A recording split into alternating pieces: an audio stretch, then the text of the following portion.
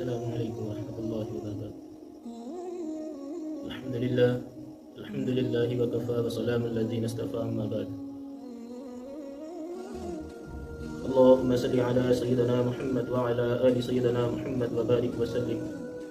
اللهم صل على سيدنا محمد وعلى آل سيدنا محمد وبارك وسلم۔ اللهم صل على سيدنا محمد وعلى آل سيدنا محمد وبارك وسلم۔ انسان نہ تو کوئی وہ درخت ہے جو کھڑا رہے، نہ ہی کوئی پتھر ہے جو پڑا رہے۔ انسان کو اللہ رب العزت نے ہر مخلوق پر فضیلت بخشی ہے اور اشرف المخلوقات بنایا ہے۔ ہماری زندگی کا مقصد اللہ کی بندگی، اللہ کی رضا، اللہ کی فرما برداری، رسول اللہ صلی اللہ علیہ وسلم کی تابعداری۔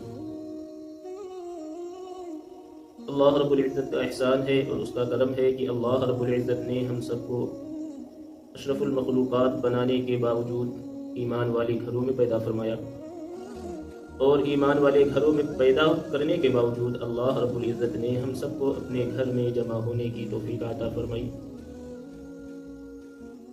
یہ انسان سیدنا آدم علیہ نبی علیہ السلام کی اولادوں میں سے ہیں۔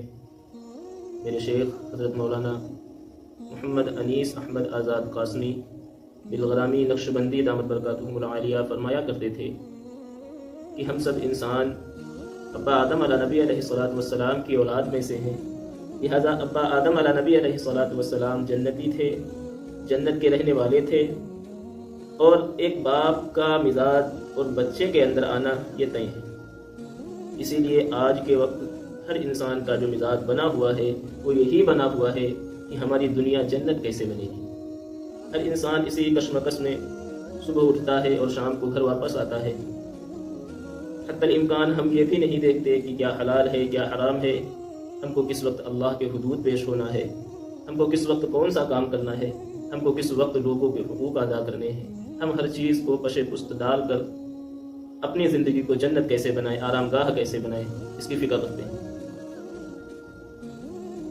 انسان کو چاہیے کہ وہ بات کو اچھی طریقے سے سمجھ لے، اور عقل مند وہی انسان ہوتا ہے جو اپنی منزل پر پہنچنے سے پہلے منزل کے بارے میں سمجھ لے، منزل کی فکر آ جائے اس کے اندر۔ تو انسان اس دنیا کے اندر دائمی رہنے والا نہیں ہے، اس دنیا فانی کے اندر سے ہر چیز کو فنا ہو جانا ہے، اور ہم سب کو مر کے ایک دن اللہ رب العزت کی بارگاہ میں کھڑا ہونا ہے۔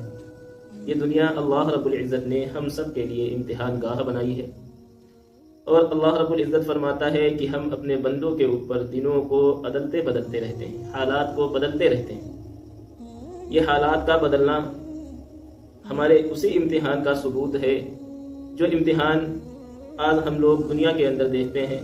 مثال کے طور پر کسی کو ٹیچر بننا ہو تو اس کا اورل امتحان ہوتا ہے، اور اس سے زبانی سوال و جواب ہوتے ہیں۔ اگر بندہ اس میں پاس ہو جاتا ہے تو وہ ماسٹر بنا دیا جاتا ہے۔ اس سے آگے چلیں، جب کوئی بندہ ملٹری کی بھرتی کے لیے جاتا ہے تو اس میں بھی امتحانات ہوتے ہیں، اس میں جسمانی امتحان ہوتے ہیں۔ بھائی یہاں سے آپ وہاں تک دوڑ لگائیں، انسان دوڑتا ہے، اگر اس دوڑ میں آگے آ جاتا ہے تو اس کو سلیکٹ کر لیا جاتا ہے۔ اسی طریقے سے اللہ رب العزت نے اپنے بندوں کے اوپر حالات کو رکھا ہے۔ بسا اوقات ہم دیکھتے ہیں کہ بعض انسان کسی پریشانی میں مبتلا ہے، بعض انسان کسی اور پریشانی میں مبتلا ہے۔ ہر انسان اپنے کوئی نہ کوئی مشغلے میں الجھا ہوا ہے اور اسی مشغلے کو حل کرنے کی فکر میں لگا پڑا ہے، لیکن حقیقت کیا ہے؟ حقیقت اس کے بالکل برعکس ہے۔ اللہ رب العزت نے جب کہہ رکھا ہے کہ ہم اپنے بندوں کے اوپر حالاتوں کو بدلتے رہیں گے، لہذا جب ہمارے اوپر کوئی ایسے حالات آئیں جو ہماری طبیعت کے خلاف ہوں، جو ہماری آرام کے خلاف ہوں، تو ہم کو اس وقت میں کیا کرنا چاہیے؟ اور جب ہمارے حالات خوشگواری والے آئیں، خوشی والے آئیں، تو ہم کو ان حالاتوں میں کیا کرنا چاہیے؟ ہم کو یہ چیز اچھی طریقے سے سمجھنی چاہیے۔ ہر انسان سوچتا ہے کہ ہماری دنیا اتنی عیش و عشرت کے ساتھ گزرے کہ ہم کو غموں کا احساس ہی نہ ہو۔ یا بھلا کوئی ایسا اس وقت میں یا کبھی بھی ایسا کوئی شخص گزرا ہے جس کے پاس کوئی غم نہ ہو؟ تو بڑا مشہور شعر ہے، ادھر ہی دنیا کسے بیگم نہ باشد، اگر باشد بنی آدم نہ باشد۔ کہ اس دنیا فانی کے اندر اگر کوئی انسان بے غم ہے، بغیر غم کا ہے، تو اس کو اپنے آپ کو انسان کہنے کی ضرورت نہیں. وہ بنی آدم کی اولاد میں سے نہیں ہو سکتا. پھر وہ کوئی جانور ہوگا، آیا کھایا چلا پھرا کر کے ذبح ہو کے پھر دوسروں کے پیٹ میں پہنچ گیا یا فوت ہو گیا، فنا ہو گیا. لیکن اللہ رب العزت نے ہم بندوں کے لیے اس دنیا کو دارالامتحان رکھا ہے، اور قبر کو آرام گاہ رکھا ہے، اور حشر کے اندر جو ہم کو جنتیں ملنے والی ہیں اس کو انعام گاہ رکھا ہے. ایک بزرگ فرمایا کرتے تھے کہ لوگوں، جتنا دنیا کے اندر رہنا ہے اتنی محنت دنیا کے لیے کر لیجئے، اور جتنا آخرت کے اندر رہنا ہے اتنی محنت دنیا کے اندر آخرت کی کر لیجئے. یہ سمجھداری کی بات ہوئی نہیں ہوئی. لیکن آج ہم کیا کر رہے ہیں؟ جس دنیا کو چھوڑ کر جانا ہے ہم اسی کے پیچھے دوڑ رہے ہیں، اور جہاں پر ہمیشہ رہنا ہے، جہاں پر جا کر کے ہم کو ہمیشہ ہمیش کے لیے چھوڑ رہنا ہی رہنا ہے، ہم اس کے لیے کتنی محنت کر رہے ہیں. کیا کبھی ہم نے اس بات پہ غور کیا ہے؟ کون کرے گا؟ ہم نہیں کریں گے، آپ نہیں کریں گے، پھر کرے گا کون؟ جنت بنائی کس کے لیے گئی ہے؟ بنائی تو بندوں کے لیے ہی گئی ہے. تو جب اللہ رب العزت نے بتا دیا ہے کہ دنیا دارالامتحان ہے، تو ہم اس چیز کو اپنے دماغ میں، اپنے دل کے اندر کیوں نہیں اتارتے ہیں؟ ہم پھر کیوں دوڑے پھرے ہوتے ہیں؟ ہم کیوں بھاگتے ہیں کہ ہمارے اوپر حالات آ گئے، ہمارے اوپر مصائب کے پہاڑ ٹوٹ پڑے، ارے ہماری صحت نہیں ٹھیک ہو رہی، ہم بیمار ہو گئے، ہم قرضے میں مبتلا ہو گئے. حالات آئیں گے کس کے اوپر؟ ہمارے اوپر آئیں گے. اور اس حالات کے آنے کی بھی بہت بڑی وجہ ہے، یہ بھی میں بتاؤں گا. چنانچہ جو دنیا ہم لوگ آج کمانے کے پیچھے پڑے ہوئے ہیں، اس دنیا کے بارے میں کیا ہے؟ یہ فنا ہو جائے گی. ایک بادشاہ نے بہت ہی پیسہ روپیہ خرچ کر کے ایک محل بنوایا، اور ایسا محل بنوایا گویا کہ وہ جنت ہی. اور اس کے بعد یہ اعلان کروایا کہ کوئی شخص ہے جو اس کے اندر آ کر کے بتائے کہ اس میں خامی کیا ہے، غلطیاں کیا ہیں، اس میں کوئی چیز کی نقص، کوئی کمی رہ گئی ہو. چنانچہ اس زمانے کے جو بزرگ تھے، جب بات ان کے کانوں تک پہنچی تو انہوں نے کہا کہ ہاں میں بتاؤں گا. چنانچہ سپاہی بادشاہ کے پاس لے گئے، تو بزرگوں کو لے کر کے محل کے اندر گئے. تو بادشاہ نے حضرت سے پوچھا کہ بتائیں اس میں کیا نقص رہ گئی ہے. تو بزرگوں نے فرمایا کہ بادشاہ سلامت، بظاہر آپ نے اس محل کو، اس وادی کو جنت کی شکل ضرور دلوا دی ہے، لیکن کیا یہ جنت باقی رہے گی؟ بادشاہ خاموش. دوسرا نقص یہ بتایا، بادشاہ سلامت، آپ نے اتنا روپیہ پیسہ لگا کر کے یہ جنت تیار کروا دی ہے، کیا آپ یہ یقین کے ساتھ کہہ سکتے ہیں کہ آپ اس جنت کے اندر ہمیشہ رہیں گے؟ بس بادشاہ کو یہ سننا تھا، اس کی آنکھوں کے سامنے سے پردہ ظاہر ہو گیا. تو اسی طریقے سے انسان کو بھی سمجھنا چاہیے کہ جو چیز ہمارے اختیار میں نہیں ہے، ہم سے چھوٹنے والی ہے، ہم اس کو کتنا حاصل کریں، اور جو چیز ہمارے حق میں آنے والی ہے، ہم کو ملنے والی ہے، ہم اس کو کتنا حاصل کریں، اس کی فکر کرنی پڑے گی. ایک بزرگ فرماتے ہیں، قربان جاؤں اس پاک ذات پر جو بندوں کو حالات اور غموں کی رسی میں جکڑ کے اپنی طرف بلاتا ہے. کیا ثبوت ملتا ہے اس سے؟ کیا ثابت ہوتا ہے؟ بزرگوں نے جو یہ بات فرمائی ہے اس کا مفہوم بھی یہی ہے کہ اللہ رب العزت جب بندے کے اوپر مصائب اور حالات ڈالتا ہے تو بندہ دنیا کی طرف سے ہٹ کے اللہ کی طرف رجوع ہوتا ہے. جب اللہ کی طرف رجوع ہوتا ہے تو اللہ رب العزت کی بارگاہ میں آتا ہے. اب وہ جو بندہ جو فرض نماز پڑھنے کے لیے کوتاہیاں برت رہا تھا، اب وہ اول صف میں آ کر کے تکبیر اولیٰ کے ساتھ نماز پڑھ رہا ہے، سنتوں کا بھی اہتمام کر رہا ہے، نوافل کا بھی اہتمام رکھ رہا ہے. اور جو شخص فرض نمازیں پڑھتا تھا، جب اس کے اوپر حالات آئے تو اس نے شراب بھی شروع کر دی، چاشت بھی شروع کر دی، اوابین بھی شروع کر دی، حتی الامکان تہجد کے لیے بھی وقت پر اٹھ رہا ہے. یہ ہمارے لیے بیداری ہے؟ نہیں بیداری ہے. ارے ہم کو چاہیے کہ ہم اللہ رب العزت کے جب حالات ہمارے اوپر نہ آئے، ہمارے حالات تبدیل نہ ہوں، تو ہم کو افسوس کرنا چاہیے کہ آخر کیا وجہ ہے جو اللہ رب العزت نے ہم سے امتحان ہی نہ لیا، ہمارے اوپر مصائب ہی نہیں آ رہے. یہ مصائب بھی ایک طرح کے انسان کے اوپر نعمت ہیں. اس چیز کو ہمیں سمجھنا پڑے گا. اور جب ہم اس چیز کے لیے اپنے دماغ کو حاضر و ناظر کر لیں گے، جب اس چیز کو اپنے دل کے اندر، دماغ کے اندر اچھی طریقے سے سمجھ لیں گے کہ دیکھو بھائی، حالات کا آنا یہ کوئی ہمارے لیے غلط بات نہیں، کوئی خراب بات نہیں، بلکہ حالات کا آنا ہمارے سامنے سے شیطانیت کے پردے کو ظاہر کر دینا ہے، اللہ رب العزت تک پہنچنے کا ذریعہ ہے. اللہ رب العزت چاہتا ہے کہ ہمارا بندہ دنیا سے چھوٹ کر، دنیا سے ہٹ کر اب ہماری طرف آئے، ہماری طرف رجوع. کیونکہ بندہ بھول جاتا ہے دنیا میں لگ کر کے کہ ہم کو موت آنی ہے، موت کے بعد ہم کو وہاں بھی جانا ہے جہاں پہ سب کچھ ہے. یہ دنیا تو فانی ہے.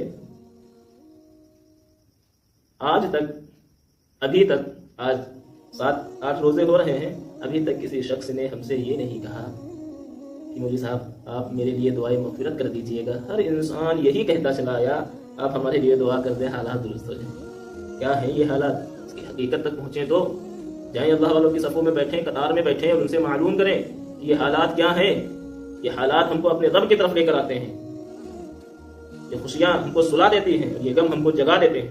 لہٰذا یہ غم جو ہیں یہ ان خوشیوں سے 1000 گنا زیادہ بہتر ہے جو ہم کو ان غموں کے اندر جگائے ہوئے رکھتا ہے۔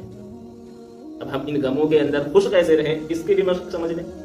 ان غموں کے اندر جو یہ حالات آتے ہیں ان کے اندر جب ہم خوش تب رہ پائیں گے جب ہمارا رجوع اللہ رب العزت کی ذات پر ہوگا، جب ہمارا یقین اللہ رب العزت کی ذات پر ہوگا۔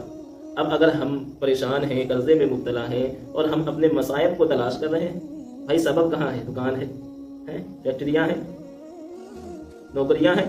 اب ہم سوچتے ہیں کہ کسی طریقے سے نوکری میں پروموشن ہو جائے، دکان ہے، دکان سے شو روم ہو جائے، کارخانہ ہے، کارخانے سے بڑا سب فیکٹری ہو جائے، یہی سوچتے ہیں، تب ہمارے حالات درست ہو جائیں گے۔ یہ ہماری بھول ہے، یہ شیطان کی چالیں ہیں جو ہم کو اب اس دنیا کے اندر الجھائے ہوئے ہیں۔ یہ دنیا ہم کو ایسی کگار پہ لے جا کر چھوڑے گی اگر ہم نے اس کو نہ چھوڑا۔ اس دنیا کی محبت، ماں سوا کی محبت اس دل سے اگر نہ نکالی، ایک خالص اللہ کی محبت اس دل کے اندر نہ ڈالی، تو ہم یہاں بھی رسوا و ذلیل ہوں گے اور وہاں بھی رسوا و ذلیل ہوں گے۔ لہٰذا ہم کو یہ چاہیے کہ اللہ رب العزت کے سامنے سر وہ ہو کر کے، اللہ رب العزت کی بارگاہ میں کھڑے ہو کر کے اپنی تمام پچھلی زندگیوں کے بارے میں افسوس کریں، افسوس ظاہر کریں، اللہ کے سامنے کھڑے ہو کر کے توبہ کریں، تو اللہ رب العزت سے مانگے کہ اے میرے پروردگار، اے میرے پیارے رب، اللہ جی اس طریقے سے آپ محبت کے ساتھ، خلوص کے ساتھ، دل کی گہرائی کے ساتھ اپنے غموں کو سامنے رکھ کے، ان تمام چیزوں کو سامنے رکھ کے جب اللہ رب العزت کو پکاریں گے تو اللہ رب العزت کی مدد بھی آئے گی۔ لیکن در حقیقت یہی ہے کہ حالات ایک نعمت ہے، اس نعمت کا شکر ادا کریں۔ اللہ رب العزت بندوں کے اوپر دو پل ڈالتا ہے، ایک غم کے، ایک خوشی کے۔ راستے دونوں جنت کے ہیں، چاہو تو جنت میں چلے جاؤ، چاہو تو جہنم میں چلے جاؤ۔ جنت میں جانے کے لیے جب حالات آئیں تو صبر کرو، صبر بھی آپ کو جنت میں لے کر جائے گا۔ جب خوشی کا موقع آئے تو آپ اس کا شکر ادا کرو، جب آپ شکر ادا کرو گے تو اللہ رب العزت آپ کو اس شکر کی وجہ سے جنت میں لے کر جائے گا۔ جائے گا نہیں جائے گا؟ چنانچہ ایک بزرگ صاحب تھے، اللہ رب العزت نے ان کو اس قدر نعمتوں سے نوازا تھا کہ وہ بس بس کرتے تھے۔ قرآن میں آیا ہے نا، وَلَسَوْفَ يُعْطِيكَ رَبُّكَ فَتَرْضَىٰ۔ تو اس طریقے سے جب اللہ رب العزت نے ان بزرگوں کو نعمتوں سے نوازنا شروع کیا تو اللہ رب العزت کے وہ شکر ادا کرنے پر وہ بس بس کرتے تھے، میرے کریم رب کیا آپ ہم کو سب دنیا ہی میں دے دیں گے؟ میں نے ایک بزرگ آدمی بار بار یہ اللہ رب العزت سے کہیں، لہٰذا ان کو الہام ہوا تو اللہ رب العزت نے فرمایا، اے میرے بندے، میں نے وعدہ کیا ہے جو میری نعمتوں کا شکر ادا کرے گا میں ان نعمتوں میں اضافہ کروں گا۔ تم جب تک شکر سے باز نہ آؤ گے تب تک میں آپ کو نعمت دینے سے باز نہ آؤں گا۔ کیا ثبوت ملتا ہے اس سے؟ کہ ہم کو جس بھی حال میں ہو اللہ رب العزت کا شکر ادا کرنا چاہیے، تاکہ اللہ رب العزت تمہارے تذکرے فرشتوں سے کرے، تمہارے تذکرے آسمانوں پر کرے کہ دیکھو میرا فلاں بندہ، میں نے اس کو اس چیز سے، اس اولاد سے نوازا ہے، اور اس بندے نے دیکھو ہمارے سامنے آ کر کے اپنے مالک کا شکر ادا کیا۔ اور اگر ہم شکر ادا نہیں کریں گے، دنیا کی طرف دوڑتے رہیں گے، تو یاد رکھنا، نمبر 1 تو نعمتیں سلب کر لی جائیں گی، سکون چھین لیا جائے گا، تمہارے ماتحتوں کو تمہارے خلاف کر دیا جائے گا۔ ماتحت سمجھتے ہیں؟ مثال کے طور پر کسی پیسے والے کے پاس اس کی بیوی، اس کے بچے سب ہو، عیش و عشرت کی زندگی گزار رہا ہو، لیکن بظاہر یہ ہوتا ہے کہ جب وہ بندہ اللہ رب العزت کا شکر ادا نہیں کرتا تو اس کے ماتحت یعنی اس کی بیوی اور اس کے بچوں کو نافرمان کر دیا جاتا ہے۔ اس کی نافرمانی میں بعد اللہ رب العزت کی نافرمانی جو کرے گا اللہ رب العزت اس کے ماتحتوں کو اس کے خلاف کھڑا کر دیں گے۔ تو ہم کو چاہیے کہ ہم اللہ رب العزت کی نافرمانی سے بچیں، اللہ رب العزت کی رضا اور خوشنودی والے راستے پہ آ جائیں۔ اور یہ خوشنودی اور رضا والا معاملہ کہاں سے ملے گا پتہ ہے؟ رسول اللہ صلی اللہ علیہ وسلم کے مبارک قدموں کے پیچھے چلنے سے ملے گا، سنتوں کو زندہ کرنے سے ملے گا، سنتوں کو مضبوطی سے تھام کر چلنے سے ملے گا۔ جب ہم سنتوں کو اپنی زندگی کے اندر سجا لیں گے تو اللہ رب العزت ان سنتوں کے انوارات اور برکات کو ظاہر فرما دے گا، تمہاری زندگیوں کو بدل دے گا، تمہاری زندگیوں کو اجاگر کر دے گا۔ یہ چند دن کے روزے زندگی کو جو آج ہم فخر کی دنیا کو دیکھتے ہیں، فخر سے دیکھتے ہیں، یہ محض اسی دنیا کا معاملہ ہے، وہاں تو کچھ اور ہی جائے گا ساتھ میں۔ تو لہٰذا انسان کو چاہیے کہ دنیا کے اندر رہ کر کے دنیا کی تیاری کو ترک کرے اور آخرت کی تیاری کو شروع کرے۔ عقل مندی کا تقاضا یہی ہے، باقی بیوقوف بہت کچھ ہے، دنیا بیوقوفوں سے بھری پڑی ہے، تو یہ بھی بیوقوفی کا تقاضا ہے کیا کہ دنیا کے پیچھے پڑا رہے انسان اور جہاں ہمیشہ رہنا ہے ہم اس کی فکر بھی نہ کریں؟ یہ بیوقوفی کا تقاضا ہے۔ عقل مند انسان وہی ہے جو موت سے پہلے موت کی تیاری کر کے جائے۔ حدیث ہے، ایک انسان تھا، وہ اللہ رب العزت کے سامنے بہت روتا تھا، خود دعائیں کرتا تھا، یا اللہ میرے حالات کو بدل دیجیے، یا اللہ میرے حالات کو بدل دیجیے۔ چنانچہ اس کو خواب ہوا اور خواب میں یہ بتلایا گیا کہ انسان، تجھے تیرے شہر میں جو سب سے خوش نصیب انسان دکھے تو اس کے پاس جانا اور وہاں پر کھڑے ہو کر کے دعا کرنا، میں تجھے اس کی طریقے سے کر دوں گا۔ لہٰذا اس نے سرچنگ شروع کر دی، شہر بھر میں ڈھونڈنا شروع کر دیا، تو ایک جویلری شاپ کے باہر کھڑا ہوا، شو روم تھا، اس کے باہر کھڑا ہوا اور دیکھ کر سوچنے لگا کہ اس کے لڑکے بھی ہیں، نوکر چاکر بھی ہیں، گاڑیاں بھی کھڑی ہیں، کروڑوں اربوں روپے کا مال سونا چاندی بھرا ہوا ہے۔ لہٰذا وہ بندہ گیا اور جو جویلری کے مالک تھے ان کے پاس بیٹھ کر کہنے لگا، دیکھو مجھے ایسا ایسا خواب ہوا تھا اور اللہ رب العزت نے مجھ سے یہ کہا ہے کہ جو سب سے خوش نصیب انسان ہو تمہارے شہر کے اندر، تم اس کے پاس جاؤ اور دعا کرو، میں تم کو بھی اسی کی طریقے سے کر دوں گا۔ تو جب اس مالک نے یہ بات سنی تو وہ بے ساختہ کہنے لگا، رے بھائی، اللہ رب العزت سے یہ میری دعا ہے کہ اللہ رب العزت جیسا مقدر اس نے مجھے دیا ایسا مقدر کسی انسان کو نہ دے۔ اب جب یہ بات اس انسان کے کان میں پڑی تو انسان دنگ رہ گیا، ارے کیا بات کہہ رہے ہیں، ماجرا کیا ہے؟ تو مالک صاحب نے اپنا پورا ماجرا سنایا کہ دیکھیے میرے پاس بہت پیسہ ہے، بہت سی گاڑیاں ہیں، سب عیش و عشرت تھی، میں نے اپنی پسندیدہ شادی کی، پسندیدہ عورت کو گھر لایا، خوبصورت ہے، نوجوان ہے، سب بات تھی۔ یہ سلسلہ چل ہی رہا تھا کہ اچانک اس کو کوئی ایسی بیماری لاحق آئی جس کی وجہ سے میری بیوی اتنی شدید بیمار ہو گئی کہ اس کا بچنا ہی مشکل۔ ڈاکٹروں نے کہنا شروع کر دیا کہ ابھی کچھ ہی چند دن کی مہمان ہے، لہٰذا ان کی جتنی خاطر کرنا چاہو کر لو۔ اب چونکہ میں اس سے محبت بہت کرتا تھا، وہ بھی مجھ سے بہت محبت کرتی تھی، تو جب میں اس کے سامنے جاتا تو میری بیوی مجھ سے کہتی، آپ کے پاس تو سب کچھ ہے، آپ میرے مرنے کے بعد میری محبت کو بھول جائیں گے اور کسی اور عورت سے شادی کر دیں گے، اس کے ساتھ خوشی زندگی گزاریں گے۔ لہٰذا میں مالک اس کو جو دلاسا دیتا کہ نہیں دیکھو تم میری بیگم ہو اور تھی اور رہوگی، میں تمہارے بعد کسی سے شادی نہیں کروں گا، اس کو یقین ہی نہ آتا۔ لہٰذا میں نے یقین دلانے کے لیے ڈاکٹروں سے مشورہ لیا اور ایک ایسی دوائی کھا لی جس کی وجہ سے میری مردانہ قوت ضائع ہو گئی۔ جب میں نے یہ بات اپنی بیمار بیوی کو بتائی تو بیوی کو دلاسا ہوا۔ اب یہ سلسلہ چل ہی رہا تھا کہ اللہ رب العزت کا معاملہ، اللہ رب العزت نے اس کو پھر سے دوبارہ صحیح کر دیا، وہ صحت پا گئی۔ جب وہ صحت پا گئی تو بیوی جوان تھی، بیوی کے بھی کچھ حقوق تھے، اور جب حقوق کی باری آتی تو میں ادا ہی نہیں کر سکتا، لہٰذا وہ کہتی مجھے چھوڑو، اور میں چھوڑ بھی نہیں سکتا تھا۔ جب میں نے چھوڑا نہیں تو اس بیوی نے بدکاریاں کرنا شروع کر دی۔ تو لہٰذا جو یہ بچے آپ 5 دیکھ رہے ہیں کھڑے، یہ 5 بچے صرف میری بیوی کے ہیں، میرے نہیں ہیں۔ اب بتاؤ کیا میرا مقدر یہ ہے کہ میں ان بچوں کے چہروں کو روز صبح اور شام دیکھتا ہوں کہ میرے پاس سب کچھ ہے لیکن یہ اولاد کسی غیر کی ہے، کیا ایسا مقدر تم لینا چاہو گے؟ تو وہ انسان وہیں پر اٹھا اور اللہ رب العزت کا شکر ادا کیا کہ میرے رب، آپ نے جس حال میں جس کو رکھا ہے وہ اس حال میں خوش ہے، اور اسی حال میں اس کو شکر ادا کرنا چاہیے۔ تو ہر انسان کو دیکھنے کے حساب سے لگتا ہے کہ انسان یہ ایسا ہے، یہ پیسے والا ہے، یہ ویسا ہے، یہ کیسا ہے، لیکن حقیقت تو کچھ اور ہوتی ہے۔ لہٰذا یہ چیز ہمیشہ خیال رکھنا کہ جب کسی انسان کو دیکھو تو اس کے بارے میں یہ مت سوچنا کہ یہ انسان بہت ہی خوش نصیب ہے اور اللہ رب العزت نے اس کو بہت ہی نوازا ہے۔ ہو سکتا ہے وہ انسان بد نصیب ہو اور وہ تم اس سے زیادہ خوش نصیب ہو، صرف تمہارے اوپر حالات ہی آئے ہوں، وہ پتہ نہیں کس کس حالات سے گزر رہا ہو۔ تو اللہ رب العزت نے جو چیز آپ کو دی ہے ہمیشہ ہم کو اسی پر نگاہ رکھنی چاہیے، نہ کہ اوپر والوں کے اوپر نگاہ رکھنی چاہیے۔ دیکھیے دنیا کے اندر اگر آپ اپنی حیثیت سے اونچے لوگوں کے اوپر نگاہ رکھیں گے تو اس کا صلہ الٹا ہی ملے گا۔ اگر آپ اوپر والوں پہ نگاہ رکھیں گے، اوپر والوں کی طرح بننا چاہیں گے تو کبھی نہیں بن سکتے۔ ہمیشہ شکر ادا کرنا اگر ہے آپ کو تو آپ کو اپنی نیچے، اگر آپ کے پاس بائک ہے تو آپ سائیکل والوں کو دیکھیں اور اس کا شکر ادا کریں کہ اے اللہ تو نے مجھے بائک سے سواری کا انتظام کیا ہے، میں بائک سے چلتا ہوں، فلاں سائیکل سے چلتا ہے، اللہ اس کو بھی دلا۔ جب یہ معاملہ رکھیں گے تو آپ کو اللہ رب العزت شکر کے موقع عطا فرمائے گا۔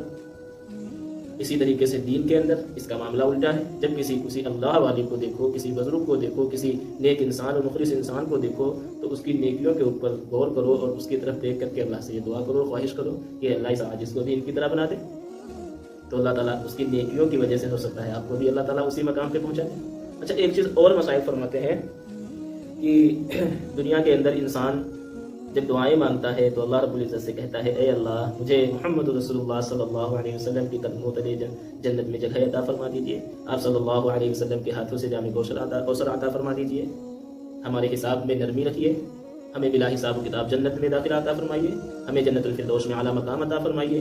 تو جو بندہ یہ تمام دعائیں مانگتا ہے تو اللہ رب العزت کی نظر میں وہ جب بندے کی دعا قبول ہو جاتی ہے، اب بندے کے پاس تو اعمال تو ہے ہی نہیں، اب اعمال جب نہیں ہوں گے تو اللہ رب العزت کی کریم ذات اس بندے کے اوپر مصائب ڈالتی ہے۔ جو تکلیف میں جب بندہ صبر کرتا ہے اس کی وجہ سے اللہ رب العزت اس کے درجات کو بلند کر دیتے ہیں۔ بسا اوقات جو حالات آتے ہیں وہ ہماری گناہوں کے بھی نتیجے ہوتے ہیں، لہٰذا ہم کو گناہوں سے بھی توبہ کرتے رہنا چاہیے اور گناہوں سے بچنا چاہیے۔ یہ نہیں ہے کہ گناہ کرتے رہو توبہ کرتے رہو، بھائی توبہ معاف تو ہو جائے گا لیکن جب بغاوت پہ آپ اتریں گے نا تو اللہ رب العزت کی بغاوت کو کوئی برداشت نہیں کر سکتا۔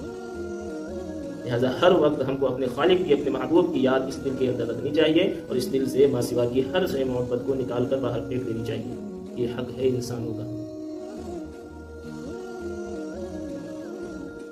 اللہ رب العزت سے دعا کریں کہ اللہ رب العزت ہم سب کو کہنے سننے سے زیادہ عمل کی توفیق عطا فرمائے۔